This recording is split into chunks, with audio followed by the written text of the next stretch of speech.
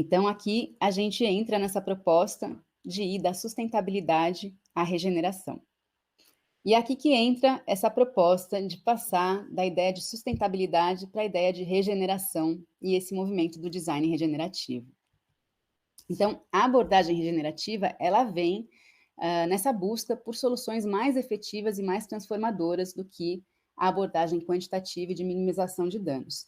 Então, a ideia é buscar um novo modelo e um novo paradigma que vá além disso e tente regenerar, né, não só sustentar, mas regenerar os sistemas que dão suporte à nossa vida.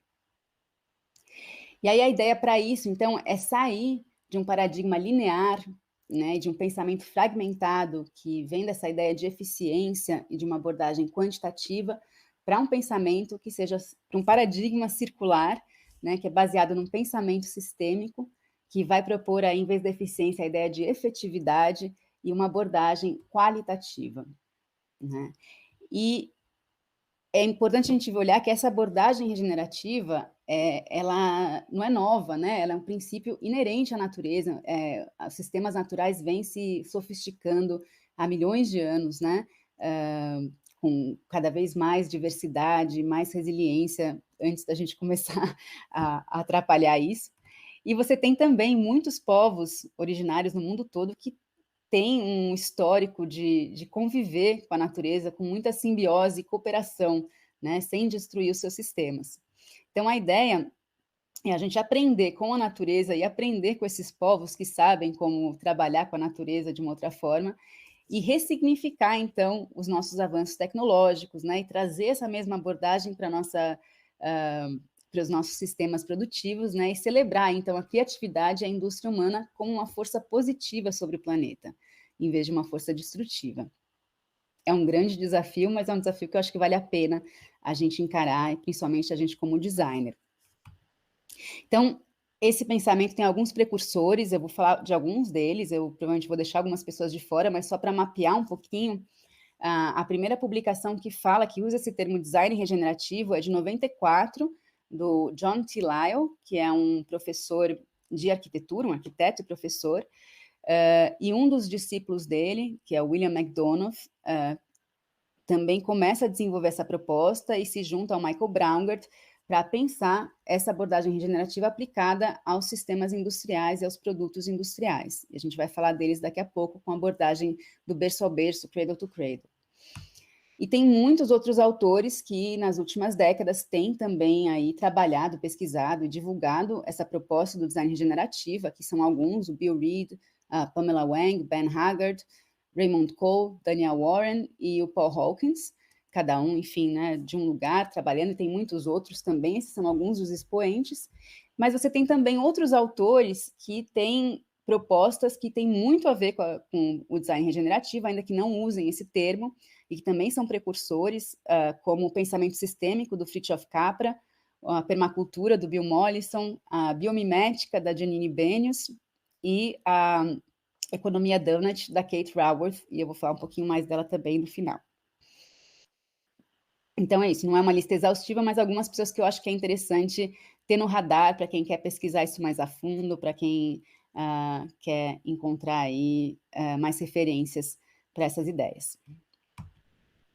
E aí agora, então, falar de algumas oportunidades que essa abordagem regenerativa inaugura aí e como ela pode ajudar a gente a ter um outro olhar para esses nossos desafios. Então, uma primeira oportunidade é a de regenerar a nossa indústria e pensar em sistemas circulares com essa abordagem do berço ao berço. Então, esse assunto da economia circular, eu sei que a professora Iana vai trazer no próximo módulo, né? Ela vai falar sobre economia circular em design, então eu não vou entrar muito nisso, mas eu queria trazer um pouquinho dessa abordagem do berço ao berço, cradle to cradle, que é a base teórica que a gente trabalha na ideia circular, é onde eu entrei para esse universo, né? Tanto eu quanto a minha sócia, então a gente acha que ele é muito importante. Eu queria trazer alguns princípios básicos, porque também foram precursores em trabalhar essa abordagem regenerativa na indústria e um dos precursores também dessa ideia de economia circular. Então, Cradle to Cradle é um livro publicado em 2002, tem um subtítulo bem interessante, que é Remaking the Way We Make Things, que é reinventando o jeito que a gente inventa as coisas, ou refazendo o nosso jeito de fazer as coisas. E ele é publicado por esses dois que eu já mencionei, o William McDonough e o Michael Braungart. O William McDonough é um professor, um arquiteto norte-americano e professor, e o Michael Braungart é um engenheiro químico alemão. E eles trazem nesse livro, é um livro manifesto que impactou muito esse universo da sustentabilidade, principalmente na indústria, porque eles propõem a ideia de se criar produtos e sistemas industriais que sejam circulares e regenerativos desde a concepção, né? Então, desde o momento do design, eles trazem também essa importância do design, que não adianta a gente tentar gerenciar os resíduos se os produtos não são pensados desde o início, não tem essa preocupação presente desde o design. Então, só para contextualizar, né, esse termo cradle to cradle, né, tem uma expressão, é uma provocação em relação a essa expressão que é do berço ao túmulo, cradle to grave, que é usada nas propostas de análise de ciclo de vida, ou avaliação de ciclo de vida, para medir e aí tentar minimizar os impactos ambientais negativos dessa trajetória linear dos produtos da extração ao descarte, né, que a gente viu um pouco antes. E aí o que eles questionam é por que a gente tem que naturalizar essa lógica linear, né? Por que a gente precisa pensar dessa forma na trajetória de um produto e por que não pensar do berço ao berço, né? O cradle to cradle. Então, pensar desde o início, a partir do design, em sistemas que vão manter o valor dos produtos e dos materiais por muitos ciclos de uso. Então, eles trazem muito essa importância do design aqui, né, em considerar esses próximos usos desde a concepção. E aí, então, em vez de ter a tarefa de reduzir os impactos negativos, né, o desafio é criar processos que sejam saudáveis e positivos, né, então, que vão aplicar essa lógica da natureza, que é circular, que é regenerativa, nos nossos sistemas industriais. E para isso eles propõem 3 princípios. Eu vou só mencionar eles aqui, quem tiver interesse, a gente tem no nosso site da Ideia Circular muito material sobre o Cradle to Cradle, sobre esses princípios, como eles já vêm sendo aplicados, mas eu queria só destacar aqui para quem tiver interesse de pesquisar mais. Os 3 princípios são, em primeiro lugar, né, que eu acho que é o bem importante aqui, é olhar os resíduos como nutrientes. Então, como a gente vai manter o valor dos materiais em circulação, como a gente vai retroalimentar de uma forma positiva, integrada, benéfica, os sistemas industriais, seja do ciclo técnico, né, eu já vou explicar essa diferenciação, quanto os naturais do ciclo biológico. O segundo princípio é usar energia limpa e renovável, então transformar a nossa matriz energética para a gente poder usar, né, em vez de usar fontes fósseis que são finitas, que são poluentes, a gente usar a entrada solar, que é ilimitada, que é constante, e fontes, né, de energia limpas, renováveis, diversificadas, né, além da solar, mas que também são de alguma forma alimentadas pelo sol. E em terceiro lugar, o terceiro princípio que é celebrar a diversidade. Então, a gente valorizar as condições locais, as tecnologias, materiais, culturas locais, então entendendo não só como biodiversidade, mas também a diversidade humana e também a diversidade de soluções e alternativas para o mesmo problema. E aí eu só queria fazer, então, sobre esse primeiro princípio dos resíduos como nutrientes, eu acho que o principal, o primeiro passo para entender isso, principalmente para quem está desenhando novos sistemas, é essa diferenciação entre o ciclo biológico, né, e que tem a ver com os ciclos naturais. Então, como a gente otimiza os materiais industriais que vêm de recursos renováveis e que vão voltar a ter contato com a biosfera, como a gente desenha eles para devolver o valor que eles têm de uma forma que seja segura, que seja benéfica para esses sistemas naturais, né, não como contaminantes, mas como nutrientes biológicos. E a grande sacada é usar esse mesmo modelo, que é circular, que é regenerativo, para o ciclo técnico, né? Então, porque eles chamam de tecnosfera, que seria essa nossa indústria, usando os materiais que não são renováveis, que são finitos, como que a gente projeta os produtos para que esses materiais circulem continuamente, que a gente consiga manter o valor deles também como nutrientes técnicos para a indústria, em vez de terem contato e perderem esse valor contaminando a biosfera. Então, é fazer essa separação entre o ciclo técnico e o ciclo biológico, que parece muito óbvia, mas que não é como as coisas são desenhadas hoje em dia. Então, se a gente pensar nos resíduos como nutrientes técnicos ou biológicos e pensar desde o começo em manter o valor, a gente acaba eliminando o conceito de lixo, né? Não é só reduzir o lixo, mas acabar com essa ideia. Então, aproveitar cada material num fluxo cíclico e aí isso vai possibilitar, então, que ele vá transitar do berço ao berço, de um produto a produto, e preservar e transmitir esse valor.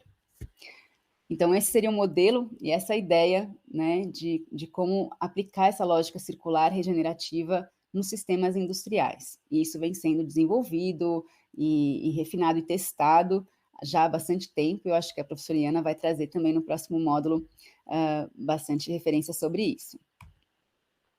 E a segunda oportunidade que eu queria compartilhar, que eu acho que é essa olhar regenerativo pode trazer para a gente, é como a gente pode regenerar o ciclo do carbono. Então, trazer esse carbono da atmosfera de volta para a biosfera. Então, essa ideia de que a crise ecológica tem um componente aí que é climático, né, como a gente já falou, dessas mudanças climáticas que são causadas por um acúmulo dos gases de efeito estufa, né, desde o começo da Revolução Industrial, que a gente começou a usar combustíveis fósseis, principalmente, que esse carbono que estava armazenado ali nas profundezas está sendo extraído e emitido, né? Então, isso dá um desequilíbrio muito grande no ciclo de carbono. E até aqui também a nossa abordagem desse desafio é quantitativa, né? E principalmente nesse esforço de reduzir as emissões, né? Ou criar um mercado de créditos de carbono para fazer uma compensação, tratando aí essa questão do carbono, das emissões, como uma questão abstrata, né? Uma questão matemática. E aí a questão aqui é que o carbono não é abstrato, né? E aqui eu acho que essa visão regenerativa ela é mais transformadora, principalmente usando esse princípio, né, que a gente acabou de ver, de pensar nos materiais como nutrientes, né? É uma forma mais concreta e mais efetiva de olhar para o dióxido de carbono, de olhar para o carbono. Porque o carbono ele é concreto e ele é um elemento fundamental para a vida. Ele não é o nosso inimigo, né? Ele é um nutriente essencial para a saúde dos solos, dos oceanos, de todos os organismos vivos que são compostos de carbono, né, em grande parte. Então, o problema não é o carbono, mas é essa extração linear e essa migração do carbono da biosfera para a atmosfera. Então, a proposta, se a gente for olhar isso como nutriente, for pensar uma proposta regenerativa, seria tanto mudar a nossa matriz energética, como a gente já viu, né, para fontes que sejam limpas, abundantes e renováveis, mas também, enquanto a gente faz isso, porque a gente sabe que é um esforço, a gente tem visto, né, que tem muita resistência aí dos setores que são interessados em continuar como está, é difícil fazer essa adaptação, a gente precisa também capturar o carbono de volta para a biosfera. E aí a gente tem algumas boas notícias, uma grande oportunidade que é pensar a agricultura e a produção dos nossos alimentos como uma forma de reequilibrar esse ciclo de carbono. E você tem muitas propostas sendo pesquisadas e já colocadas em práticas no mundo todo, que seja chama de agricultura regenerativa, agricultura de baixo carbono, agricultura sintrópica, permacultura, né? São vários nomes e vários modelos com algumas diferenciações, mas que vão tentar, né, todos eles tem essa intenção de restaurar a saúde do solo e de estimular a diversidade, né? E tanto a diversidade de culturas acima do solo, mas também de micro-organismos embaixo do solo que ajudam, né, no sequestro e na fixação do carbono, né? Trazer ele de volta da atmosfera para a biosfera, seja pela fotossíntese das plantas, principalmente pela ação dos micro-organismos que estão nas raízes que estão no solo, que quando ele recupera a sua saúde, você tem um efeito enorme de captura e fixação do carbono.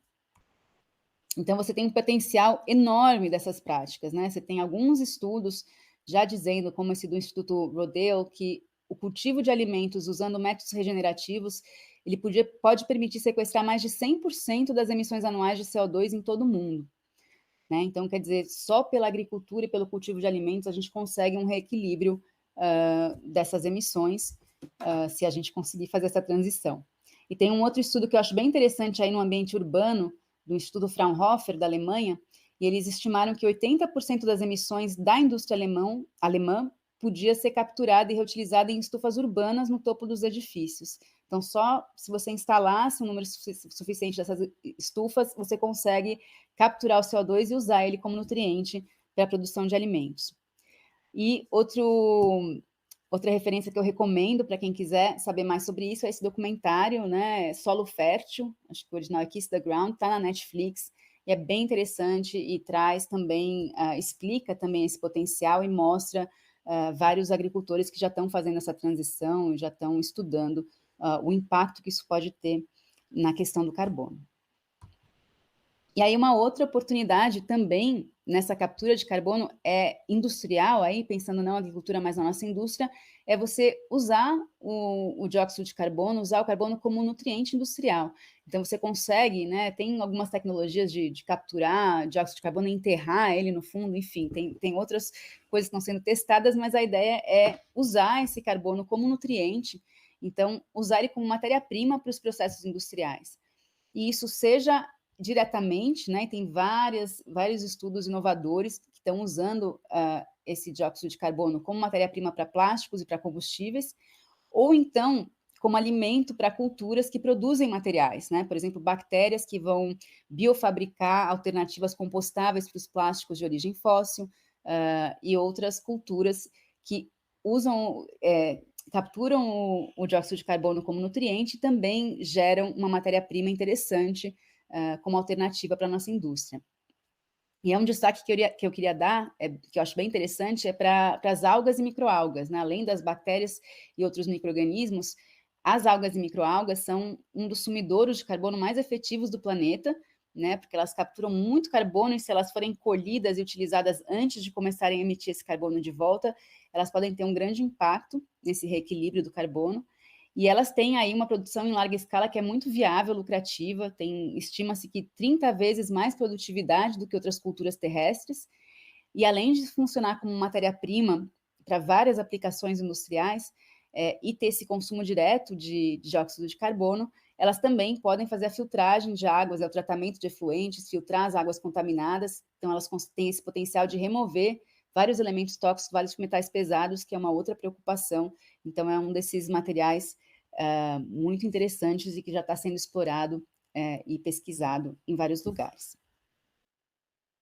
Então, eram essas algumas das inovações e oportunidades que eu queria trazer em relação ao ciclo de carbono e falar de a outra oportunidade, né, e outra necessidade, que é de regenerar as nossas relações e promover mais justiça, dignidade e diversidade. Então, a ideia é que, para além da nossa relação com os materiais e com os processos industriais, a gente também pode e a gente precisa aplicar essa mesma lógica regenerativa para os nossos sistemas sociais e econômicos. Então, aí que eu acho interessante de trazer a proposta da economia Donut, que foi desenvolvida pela Kate Raworth desde 2012, né, já há mais de uma década, que tem muita adesão de vários grupos, várias organizações em todo o mundo, e ela questiona a própria definição do crescimento como uma medida de saúde econômica e propõe que uma economia saudável tem que ser concebida para prosperar, não para crescer. Então, a ideia é que o pensamento econômico também Então, a ideia é que o pensamento econômico também possa aderir a esse novo paradigma, então, que é como a gente vai criar uma economia regenerativa e distributiva, né, que ao mesmo tempo que ela pode satisfazer as necessidades de todas as pessoas, também vai funcionar dentro dos limites ecológicos do planeta. E aí a ideia é olhar para a estrutura das nossas economias e sociedades e como a gente se relaciona uns com os outros e partir para essa busca, né, cada vez maior por diversidade, dignidade e justiça social. Desculpa, me atrapalhei aqui, eu vou falar de novo.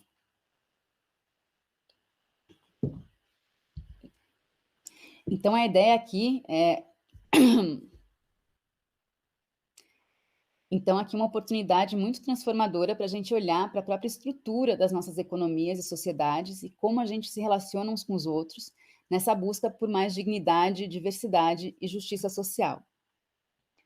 E no Brasil, isso também passa pelo enfrentamento da nossa herança colonial e desse legado de desigualdade racial, social e econômica, e também por um questionamento da própria visão de mundo e do modelo de desenvolvimento que a gente ainda reproduz dos colonizadores, né? E eu acho que isso tem tudo a ver com o que a professora Cláudia Marinho trouxe no módulo sobre design, decolonialidade e diversidade, então queria fazer essa menção, e eu acho que vai ter muita relação com o que ela está trazendo também, e por isso que todos esses assuntos estão tão interligados aqui no curso. E você tem também o desafio da gente reaprender a ser nativo, né?